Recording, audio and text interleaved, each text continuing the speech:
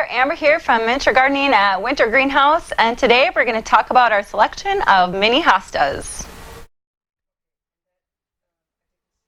Now, mini hostas generally have the same characteristics as the large hostas, but their small size and different uses is what makes them stand out from the others.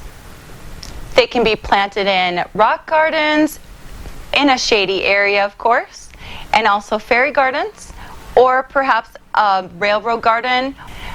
They range in height from about 2.5 inches to about 6 inches tall. Many can be planted as an edger along a garden bed or even maybe a path or walkway. Classic miniature hostas such as the mouse family with sun mouse, church mouse, school, and frosted mouse are considered dwarfs. Blue mouse ears was one of the first mini hostas and has remained a favorite. It brings beautiful blue tones to plantings.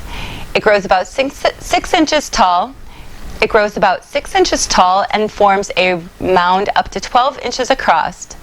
Blue mouse ears hosta has, like many blue hostas, thicker leaves and therefore is a really good resistant to slugs. Surrounding miniature hostas with stone mulch allows the plant to kind of stand out. You can also tuck them into raised beds, rock walls, where they're just a little bit closer to eye level. So most of the hostas that you see here are full shade to part shade. You're going to want to have them about 3 or 4 hours of sun, brings out the variegation in them best.